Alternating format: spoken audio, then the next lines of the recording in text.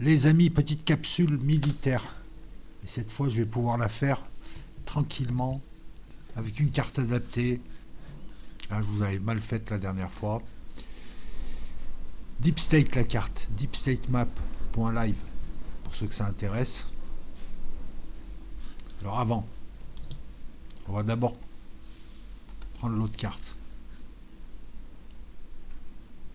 qui va nous donner de grandes indications, et ensuite on pourra préciser avec la carte que vous venez de voir. Alors.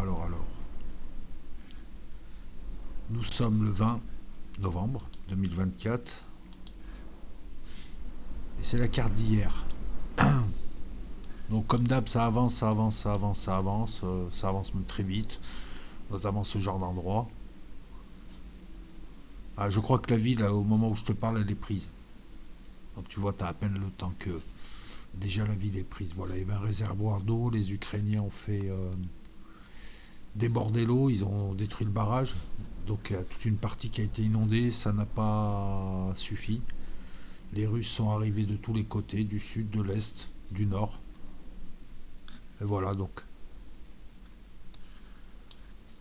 encore une fois, je te le montrerai sur l'autre carte. Là, pareil, ils se rapprochent de leur objectif, hein.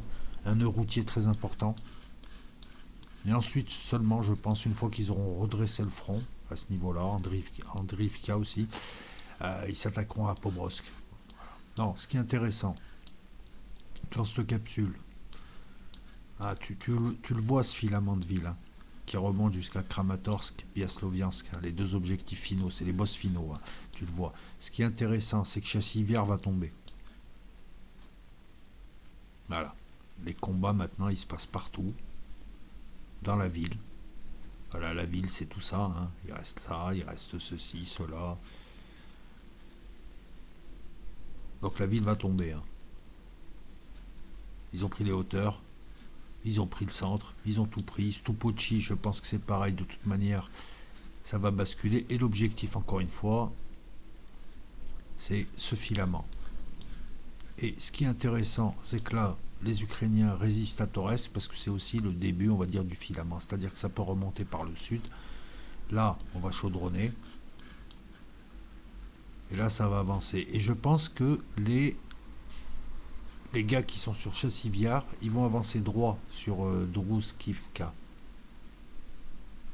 laissant cela arriver sur Konstantinivka. Je pense que voilà, on va avoir une attaque est-ouest, tout droit.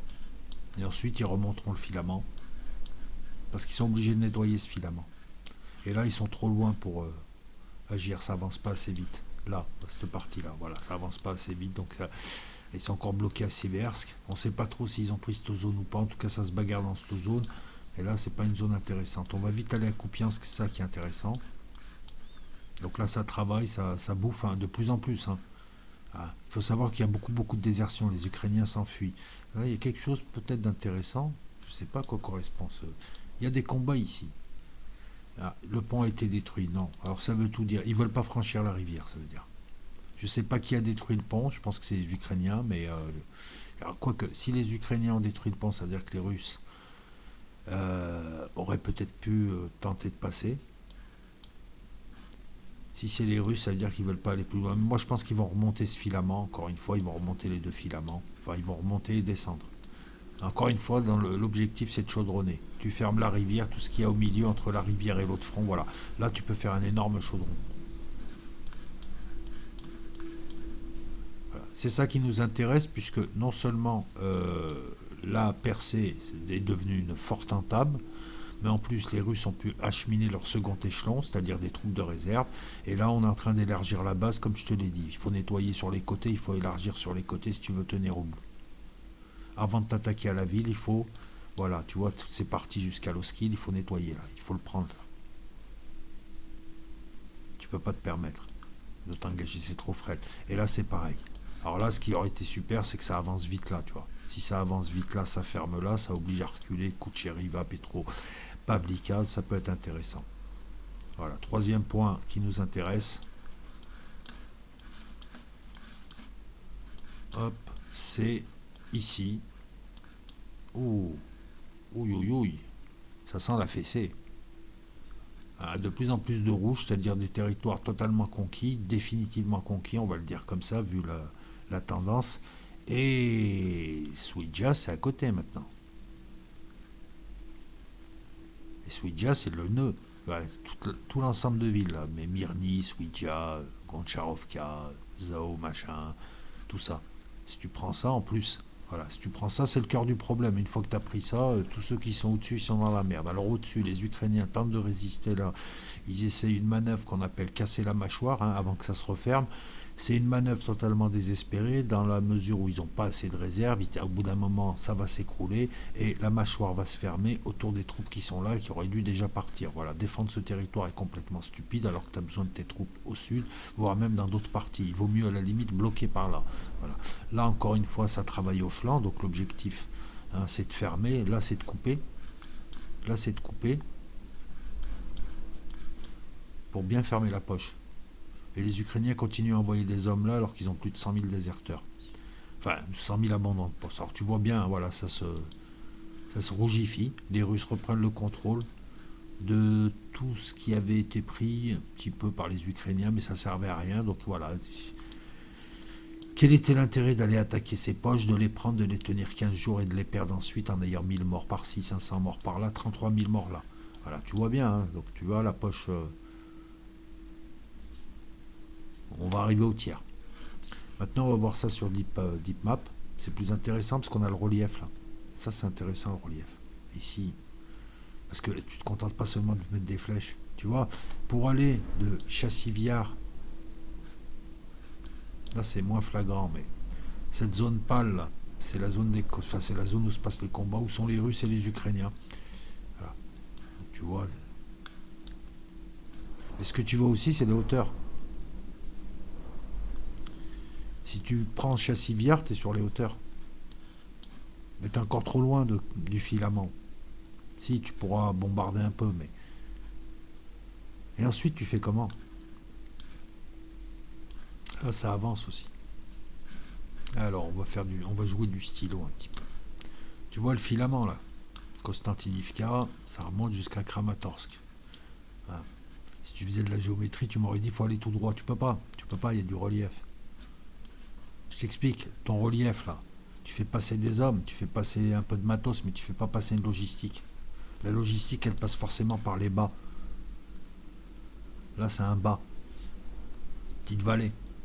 Je connais pas la hauteur des collines, mais bon, elles sont là. Qui tient les hauts, tient les bas. Donc, faut prendre les hauts. Et les hauts, tu les prends lentement. C'est plus compliqué. De Chassiviar, tu peux effectivement passer par ce bas, là, c'est plat. Voilà, c'est la logistique. Hein. Il faut tenir les routes logistiques et la permettre, parce que sinon, c'est facile. Voilà. Et ça t'emmène où? Donc, tu prends les hauteurs, tu as les bas, tu peux avancer par les hauteurs et tu peux avoir ta logistique par les bas jusqu'à rejoindre le filament. L'intérêt du filament, tu vois, c'est que voilà, tu as des routes, tu as éventuellement des gares, je sais pas trop, mais tu as des routes, tu peux faire un approvisionnement. Voilà pourquoi je te parle de filament. Et donc, je prends le crayon. Chassiviar, c'est simple. Je pense qu'ils vont essayer de continuer comme ça, éventuellement comme ça, tu vois, pour aller vers Druzovka. Et je pense que c'est ceux-là qui vont essayer de remonter, voilà, sur Konstantinivka. Sachant qu'ensuite, alors là, hop, si Toresk tombe, Toresk c'est le verrou à Konstantinivka, Toresk c'est là, on aura aussi des troupes qui remonteront par là, mais qui iront aussi couper là. Parce que si tu montes par là, que ça avance par là, t'as chaudronné tout ça, toute cette zone, elle est à toi cette zone, tu vois. Là, t'avances un peu par là, t'avances un peu par là, et tu prends tout ça. C'est ce que font les Russes depuis le début. Et les chaudrons sont de plus en plus gros, ce qui veut dire que ça craint côté ukrainien. Voilà. Donc, là, on aura plus une avancée sud, vers Konstantinivka, et une avancée est, et plus de ce côté-là, parce qu'en plus, tu as les routes d'appro, voilà. Et Chassiviar, je pense qu'ils essaieront d'élargir, et plus d'aller, voilà, là. Après, tu vas élargir un petit peu. Puis à un moment donné, il faut redresser le front. Là, par exemple, tu vois, là, alors ils vont pas le redresser comme ça. Ils vont pas le redresser comme ça. Ils vont plutôt essayer de le redresser, genre comme ça, tu vois. Donc là, il faut qu'ils atteignent là. Voilà. Mais encore une fois, voilà. Chassivière va tomber, ça c'est important. Grand Novosibirica aussi. Alors, c'est un nom à la con, désolé, hein. C'est là. Velia Novosilka. Kourakové, je t'ai expliqué, hein, tu vois le barrage, tout ça. Bon, les Russes, ils arrivent, regarde. Alors là, tu le vois, hein. Voilà. Hein. Là, l'objectif, tu coupes, tu as tout ça. C'est un filament, c'est un bas, hein. Ça suit la rivière, hein. C'est pour ça que ça les intéresse. Et après, tu peux remonter, tu peux faire. Enfin, il y a plusieurs combinaisons. Selon comment tu avances, ils avancent comme l'eau, eux. Là, c'est pareil. L'objectif, à la limite, j'ai envie de te dire, c'est peut-être ça. T'as tout ça. Kourakové, tu vois, ça vient par le nord et ça continue pour fermer. Ça vient par là, ça remonte par là, c'est chaudronné. Novoliska, c'était intéressant parce qu'il y avait pas mal de routes qui passaient par là. Ce que tu vois là, c'est une autoroute, hein, mais les routes, tu les vois pas forcément, mais il y a des routes. Et là, il y a pas mal de routes. Donc pareil, voilà, ils ont repris leur marche en avant. Toujours pareil, en créant des petits chaudrons. Ici, ils insistent pas trop, mais à un moment donné, ils vont redresser le front. Mais pour l'instant, c'est pas intéressant. Alors attends, on va aller à Kupiansk, c'est ça qui m'intéresse. Je dézoome, je dézoome, je dézoome, à Izium, voilà, c'est là. Alors là, c'est moins manifeste, mais encore une fois, les Russes, leur base, elle est bien plus grosse. Elle est à peu près comme ça, la base. C'est ce qu'on a vu sur l'autre carte. Faut prendre là. Voilà. Faut prendre là. Et là, il faut élargir. Élargir. Parce que là, c'est un point ukrainien important. Il faut le prendre. L'idéal, ça aurait été que ça avance là. Ils sont pas loin, ils se battent là, hein. Tu vois, c'est à quelques champs.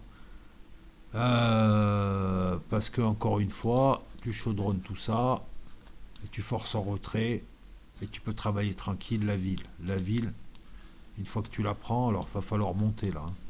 Il va falloir monter là, il va falloir monter là aussi. Et tu passes pas par là justement. Il y a la rivière qui t'emmerde, tu vas pas donner l'assaut. Il va falloir prendre les massifs autour. Pourquoi? Parce que sinon l'artillerie ukrainienne va te bombarder, tu vois tout ça. Et la ville en elle-même, elle est là. Elle est là, pardon, parce que ça aussi c'est la partie ville. Tu vois, et la rivière, et pourquoi est-ce qu'ils montent et ils descendent côté rivière? À un moment donné, ces hauteurs, tu vas être obligé de les prendre. Voilà. Tu peux. Parce que si tu restes d'un côté, tu as des hauteurs qui vont faire. Enfin, les Ukrainiens vont venir te bombarder sur ces hauteurs. Donc, tu peux pas te permettre. Moi, je pense pas. Je pense qu'ils vont aller à la rivière, mais qu'il faut qu'ils passent avant. Il faut qu'ils arrivent à cette route, en fait. Il faut que les Russes, en fait, ils dépassent la rivière et ils prennent cette route. Voilà.